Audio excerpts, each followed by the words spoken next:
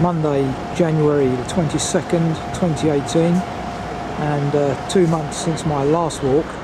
I'm about to undertake my first of the new year, around about 9.5 miles from here to Henley-on-Thames, along the canal tow or the river towpath, whichever. Now the reason there's been a delay in my walking time has been because basically the weather hasn't been very good.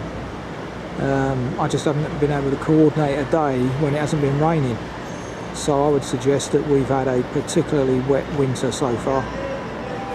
Anyway, 2 months on, here I am. It's about 11:45 on this fine Monday morning. I say fine because there's actually some sun up there today, which is great.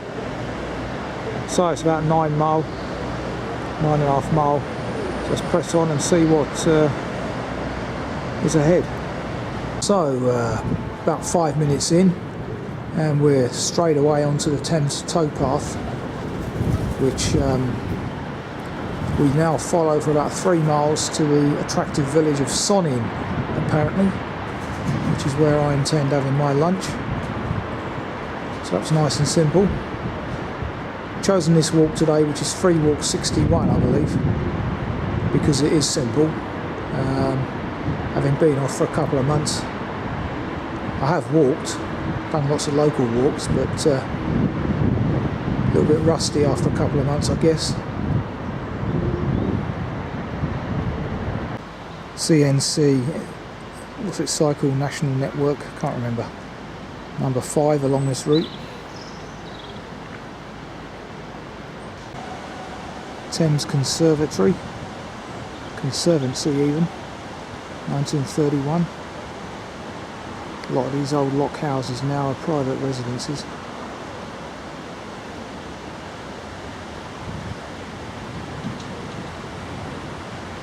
Information panels here about Caversham Lock, which is where I'm now stood up as in.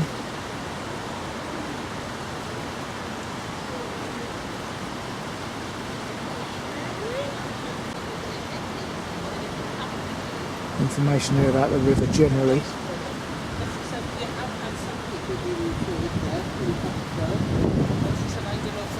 I wonder if that's Ryan Atkinson's barge.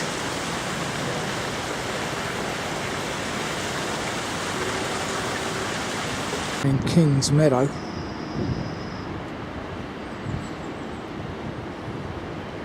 So named because it was formerly owned by the monarch, as you can read there, hopefully. If not, search engine.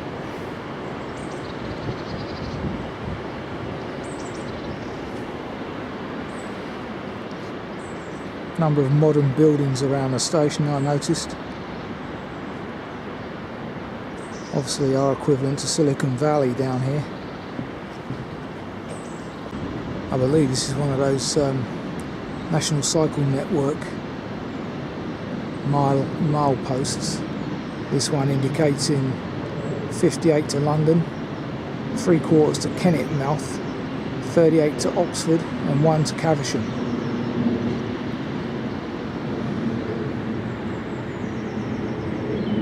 Looking back at the weir there from whence I've come.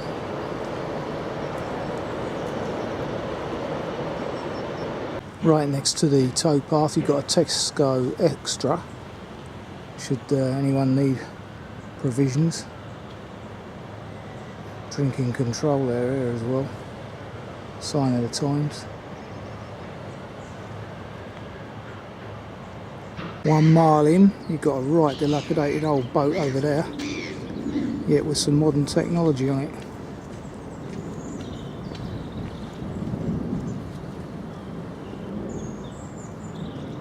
So having just crossed over this bridge, it's now 2 miles to Sonning. Bit of plastic there, absolutely disgraceful. Bit of a quagmire here by the canoeing car park.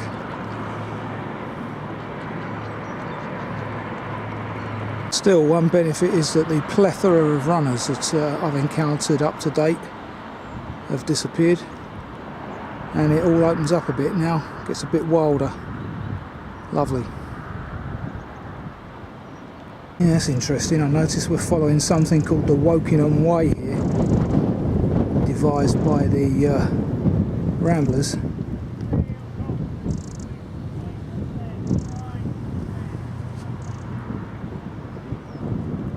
Evidence of grebe and pike around here.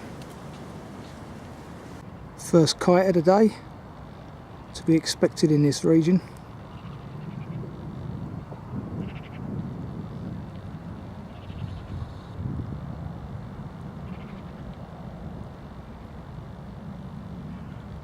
Lost him.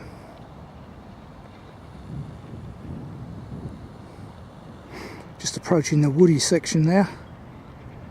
Certainly muddy and wet underfoot. I suppose that's to be expected by a river. Yeah, this is better. Nice wooded section. Breaks up the tedium a bit.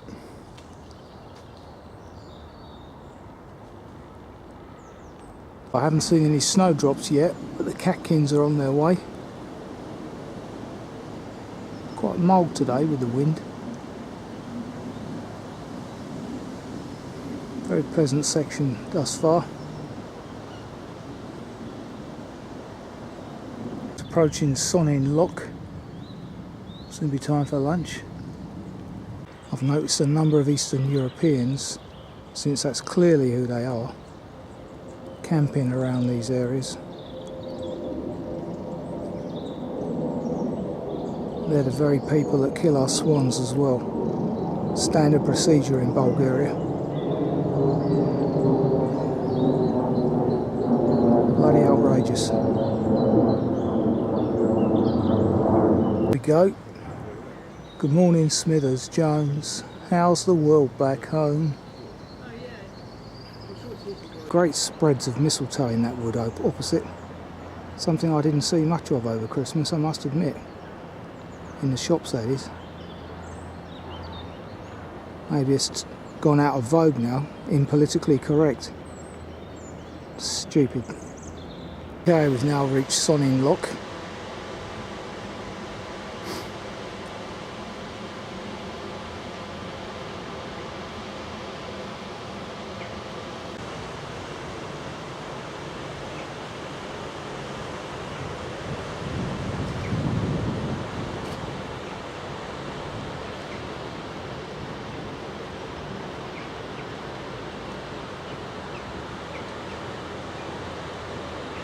I don't know if you can read that, but that says the Salmon Ladder opened in May '93.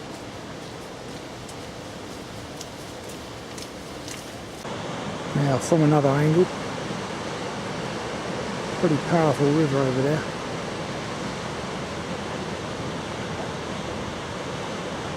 Sonning Bridge ahead of us there. We turn right here though. Up this footpath. Hey, this is my lunchtime spot, opposite the recommended one at the Bull. This is St Andrew's Sonning.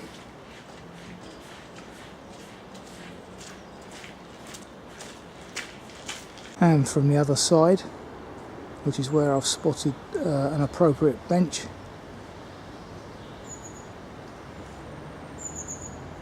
just here by the gate.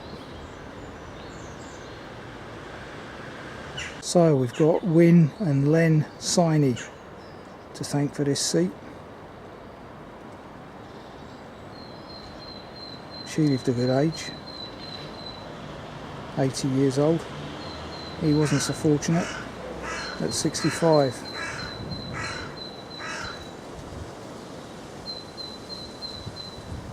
Birds are certainly getting back into song, that's clearly evident. Great tit there.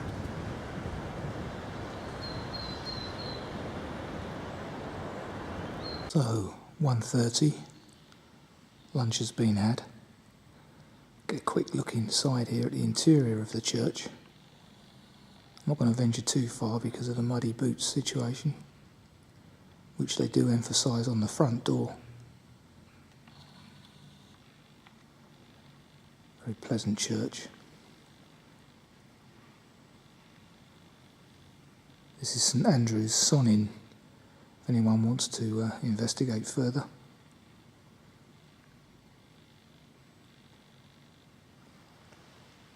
A lovely ceiling as usual in these places.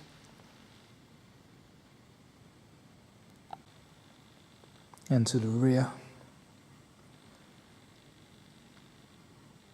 got the sun pouring in on my left, so can't go too far that way.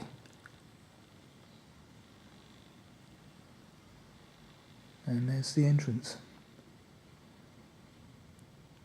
Well, I mentioned snowdrops earlier. Lo and behold, no sooner said than done. Usually find them in cemeteries. Lovely. Look like these are on the way out though. Which would explain why the crocuses are on the way in.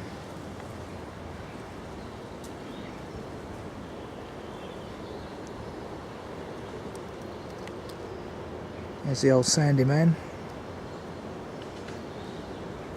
So immediately opposite the church, as is often the way, you find the Bull Inn with its stylish bedrooms apparently. Fuller's Inn. Looks very busy, even on a Monday lunchtime. A better view of the church. So here we have the St Sarik room on my way out as I go back down to rejoin the Thames path. Getting some decent weather now as well. Fingers crossed.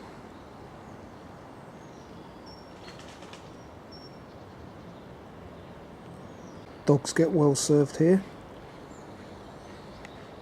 So, on with our journey towards Sonning Bridge, Royal County of Berkshire, and I have passed this juncture before on another walk I just now realised. Not sure which one it was, but certainly been across this bridge before. So there we have Sonning, I believe, in the Royal County of Berkshire. River's certainly moving here at a rate of knots, as you can probably hear underneath me. Yeah, unfortunately I've got the sun against me here. Can't get the good picture there of that bridge that I want really. Okay, the section from Sonning Bridge is particularly muddy and slippy today, so bear that in mind after rain. Kind of reinforces the fact that footpaths should remain exactly that and not be shared. The Ramblers have currently got the debate going, should footpaths be open to all traffic. I strongly disagree with that, as you will have gauged over the years.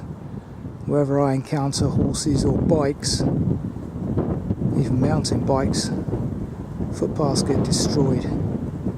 Can't be having that. Let's keep what we got with the boats, the byways, the bridleways and the footpaths. Footpaths have to remain for walkers only, in my humble. Flock of lovely little yellow birds up there, which I cannot get a full clear view on.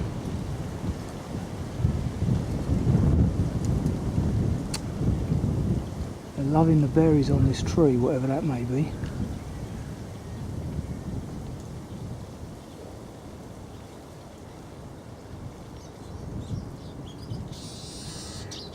Now, listen.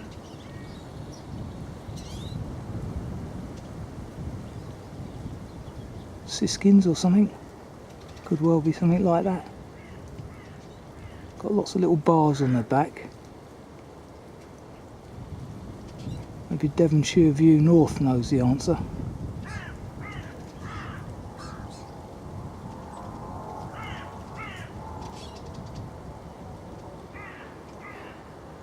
Windsor Visitor, I believe.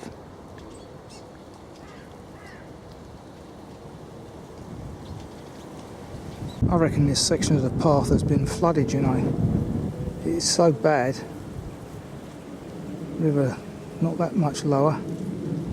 Easy braked its banks up to here. Really is wet. One owl box down with the tree. Shame. Another mighty oak. I think it is. Maybe not.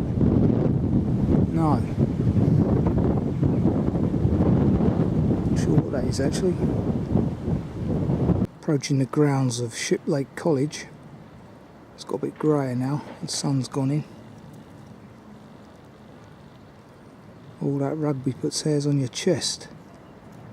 What chance have you got against a tie and a crest? Indeed. Very tranquil on this section, albeit that it's been slippy and muddy underfoot. It's taken me quite a while to get through that couple of miles, like walking in treacle and ice at the same time. Wonderful bird, eh? As I say, be wary of the Eastern Europeans, mate. So there you go, Shiplake College boathouses.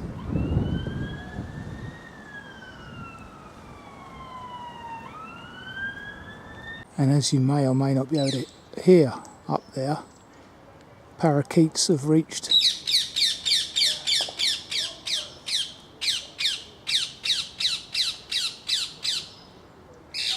can't see it, but that's clearly a warning note. But what I was going to say was they've now got out to Shiplake. Amazing bird.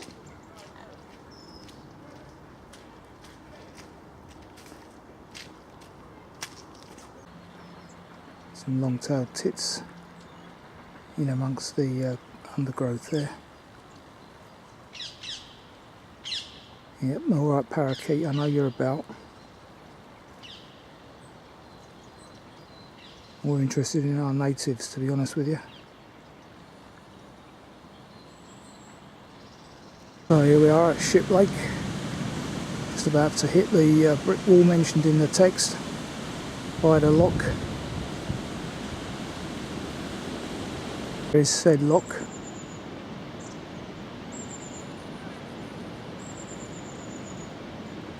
Shiplake behind it.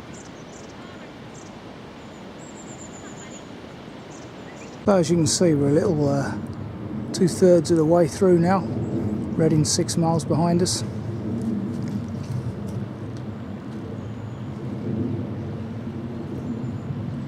House conversion there. The old Thames Conservancy notice underneath it.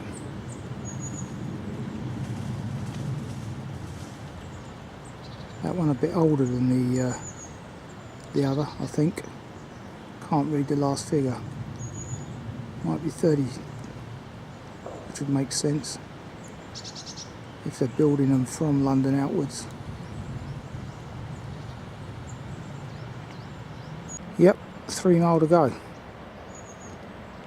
Scenery changes a little bit as we move away from the river. Thames path leaves the river for a stretch. Now we actually get to see some fields.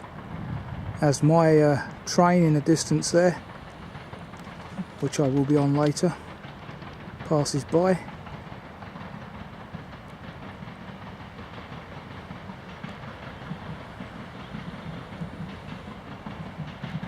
Now about 700 metres of road walking into the centre of Shiplake apparently.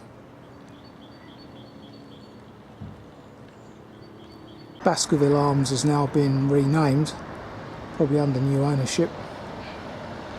Just called the Baskerville.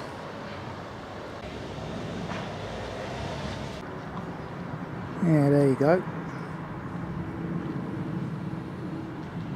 Passing Shiplake Station.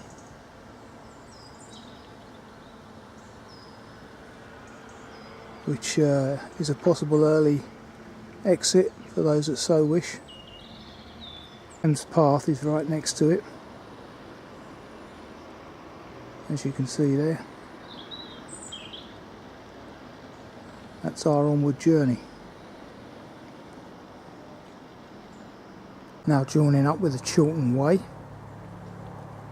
Certainly some top dollar houses on this section I've just passed through. We now depart this private residence to rejoin the Thames path next to these gates. That's the hill that I've been up before on the Henley Circular, I think. Interesting. Look at this model gauge railway. That's a train set and a half, that is, isn't it? I mean, there's a TV programme on at the moment called The World's Largest Miniature Railway, I think it is, on Channel 4. I haven't watched it, but this is fantastic. Your own private railway. Wonderful. Goes around the whole garden. Wonder who owns this house. Beautiful railway. Well, he's got his own little station over there, look. Fantastic.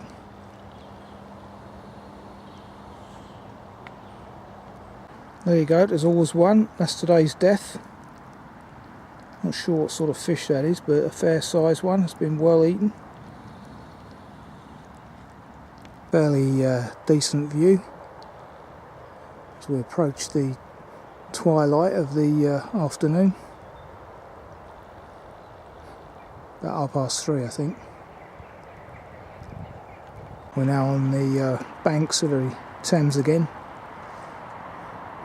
which, as you can see here, very close to being full.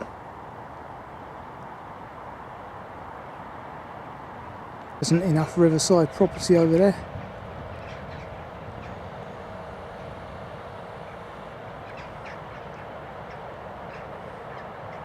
Amazing bridge that is over there. It's a road bridge, I believe. See the cars going behind.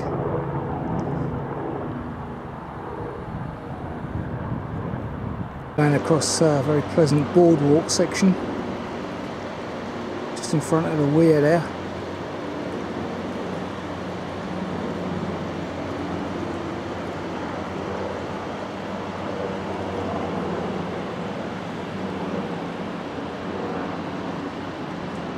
Looking back at whence I've come.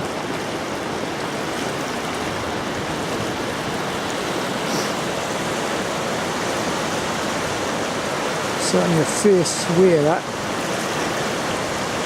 Some top dollar houses here as well. Safely away from the Thames, up on the hill. Another salmon ladder here.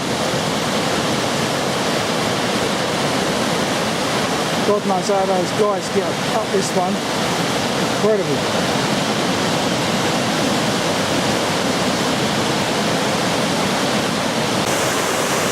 Wonderful, look at that. Look at the force of that water in there.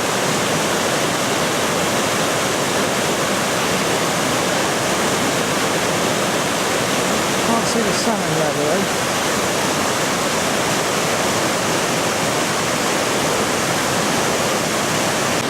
There it is, got it. It's that calmer bit up the side.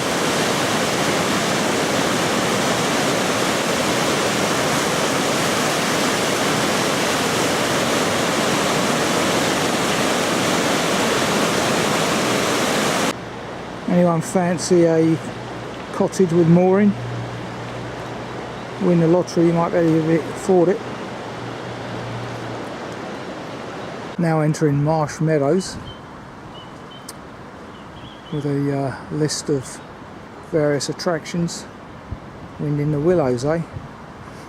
Thought that was up the road at oh, what's that place where I've done a circular? God dear me, my memory's going. It'll come back, it will. Story behind these little doorways then.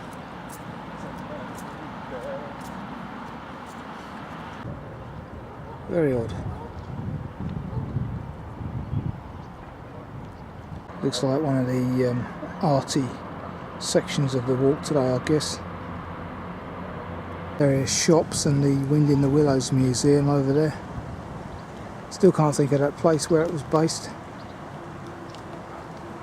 That's open till 5 for those that are interested. So plenty of time today. A view back from whence I've come. All those expensive chalets on the island there. It's an odd looking goose that I haven't seen before.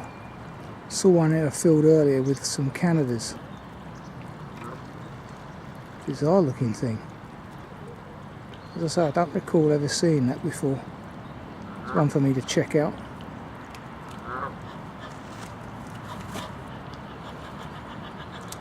Pair of them there in courtship mode, I presume. So 9.5 miles and 3.3 hours later we're back at Henley. Probably just in time as well, because the sky's gone a bit grey and there's a couple of spots of rain around. Otherwise though, not a bad little return to walking. Pretty tough though. I'm glad it was only 9.5 miles. Lots of mud, treacle like mud today as well. Wasn't expecting that because the description was of a towpath walk. Towpath obviously in places, as I should know from previous walks, does get flooded and consequently treacle like. Anyway, pleasant enough. Till the next time.